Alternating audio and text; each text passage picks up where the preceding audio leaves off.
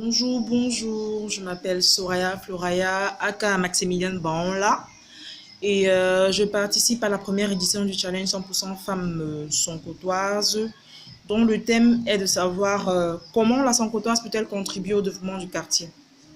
Donc voilà, déjà j'aimerais euh, dire qu'il y a deux projets qui me tiennent à cœur. Deux projets, le premier sur le plan santé-nutrition, qui est celui de la mise en place d'un marché local de vivres frais où la ménagère ou bien le soncotois, la soncotoise pourrait aller se ravitailler pour pouvoir avoir ne serait-ce que son premier produit pour préparer ou bien travailler à la maison. Ce marché va pallier à beaucoup de choses déjà. Il y a les distances. Nous sommes entourés, je vais dire comme ça, par des quartiers périphériques qui chacun, heureusement pour eux, ils ont chacun un marché.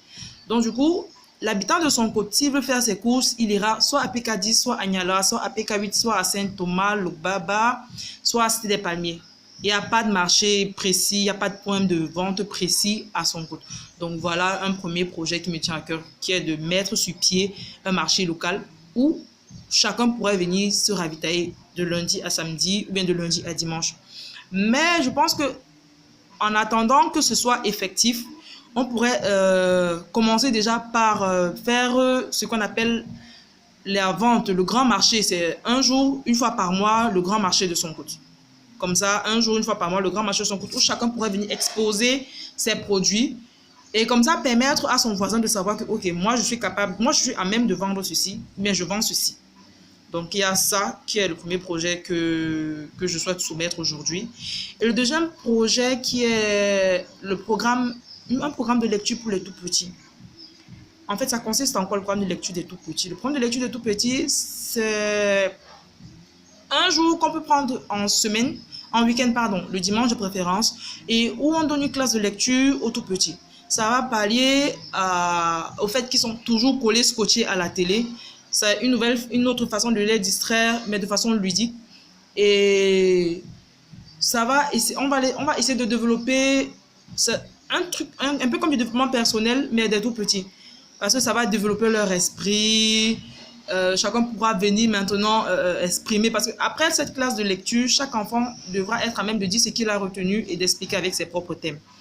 Donc, pour pallier au fait que le numérique est en train de prendre beaucoup d'espace, beaucoup de place, parce qu'actuellement, avant, il y avait des journaux qui étaient dédiés aux enfants et chaque mois, systématiquement, je pense que les parents faisaient des abonnements pour des enfants. Actuellement, ça tend à mourir, des parents qui achètent des livres pour leurs enfants. Pourtant, c'était une très, très bonne pratique dans le temps. Donc, je pense que de faire un programme de lecture pour les tout-petits, pour permettre de développer leur esprit et en parallèle à cela, faire un don de livres. Un don de livres entre la population de son côté. Ça veut dire qu'un jour, on prend, même peut-être au stade, on fait un don de lecture d'échange. Ceux qui ont des livres, qui n'utilisent plus, qui ne lisent plus, peuvent venir avec et sur place trouver d'autres livres qui pourraient les intéresser. C'est pas d'échange, en fait, on ne fait pas d'échange. Tu peux déposer un livre sans pour autant prendre un livre, mais ça va permettre à d'autres qui aiment lire et qui n'ont pas peut-être la possibilité d'avoir des livres chez eux, de pouvoir s'acquitter d'un livre et de pouvoir lire. Bon, il faut encore retravailler cela, mais je pense qu'il faut qu'on remette sur pied l'importance de la lecture, en fait. La lecture développe l'esprit et tout. Je pense que c'est un projet qui est réalisable pour la jeunesse de son côté. C'est ludique, ça ouvre l'esprit.